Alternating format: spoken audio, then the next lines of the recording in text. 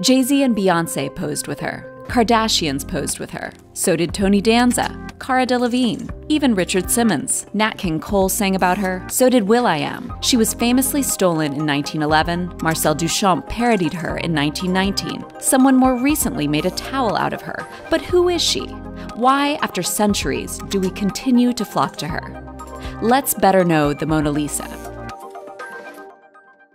Leonardo da Vinci, yep, the original Renaissance man, who painted The Last Supper and was also an inventor, architect, engineer, and scientist, began the portrait in 1503 while living in Florence. It was the height of the Italian Renaissance, when a mounting interest in humanism, as well as a growing merchant class with disposable income, had popularized portrait painting. We call it the Mona Lisa, Mona being short for Madonna or Lady, and his subject is almost definitely Lisa del Giocondo, a Florentine who married a cloth merchant at the age of 15 and would have been about 24 when it was painted. Italians call the painting La Gioconda, the feminine form of her married name, and the French likewise call it La Joconde, which conveniently invokes the Latin Jocundus and its derivatives, meaning pleasant or agreeable. Lisa's husband, Francesco, likely commissioned the portrait on the occasion of their moving into a new home, or possibly after the birth of one of their children. But the portrait never actually got to them. Francesco might not have paid for it, or Leonardo could have put off finishing it for a more important commission. But the painting remained in the artist's possession until his death in 1519,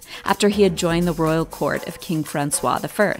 From there, the painting became the property of the king, and after a stay at Versailles, it eventually made its way to the Louvre in the late 18th century. There it has remained, except when this guy walked it out of the museum under his shirt, hid it for 2 years, and then tried to return the painting to an Italian museum, which he felt was its rightful home. Then it was back to the Louvre until World War II came along, and it was shuffled around France for safekeeping, sometimes even on a stretcher in an ambulance. It went from a chateau in the Loire Valley, to an abbey in the south of France, to museums farther south, until it could finally be returned to Paris after the end of the war. While many portraits of the time were more closely cropped and painted in profile, Lisa is oriented more frontally and shown in half-length. Her hands are included, with her right resting delicately over top the left. And she's dressed fairly unremarkably, not trying to show off with the latest trends. She's seated in a chair in a loggia, or open-air room, which looks out over a landscape. It was made with oil paint on wood panel, using a technique Leonardo liked called sfumato. What a great word. Say it with me. Sfumato. Which is the kind of smudgy, smoky haziness you see especially around her eyes and mouth. It contributes to the softness and realness of Lisa, but also gives an atmospheric effect that is almost otherworldly. He used the same effect in some biblical scenes. You see it here in the shading around the Virgin Mary's neck. But our decidedly secular subject, Lisa, while rendered hazily, is looking directly out at us. And with her famous smile, if that's what you call this expression.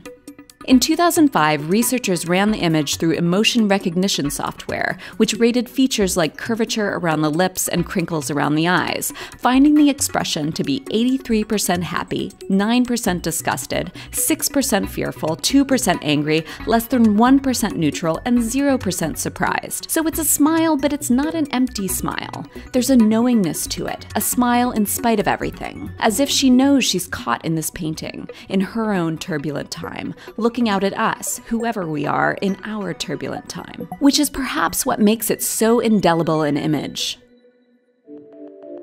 It has always been one of the treasures of the Louvre collection, but it wasn't until after its 1911 theft that it reached superstardom. In the 2 days after it was returned, more than 100,000 people came to see it, and they really haven't stopped since then, with millions meeting her gaze each year. Many copies of the painting exist, and much debate about who painted them. Researchers recently found that one version, at the Prado, was probably painted by an artist sitting right next to Leonardo, following his actions stroke by stroke. But even that one, while striking, doesn't capture the mystery and majesty of the original. There are nude Mona Lisas, and of course many plays on the original, with artists from Botero, who painted Elisa at age 12 and as an adult, and Warhol, who drew the connection between this original celebrity and the subjects of more recent paparazzi. It doesn't appear that our attention to this painting is waning. In fact, it might even be rising, as the internet offers us countless reproductions, reinterpretations, merchandisifications, and bastardizations. is. Which raises the question of whether, at this point, the Mona Lisa is famous primarily because it's a masterpiece,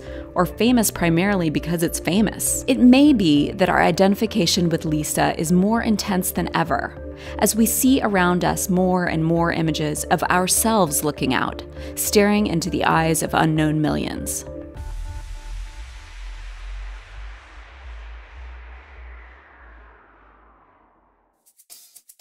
While you're at it, would you like to better know our Patreon? Patreon is a subscription-based platform that allows you to support creators you like in the form of a monthly donation. To support our channel and earn some really cool rewards, head on over to patreon.com/artassignment.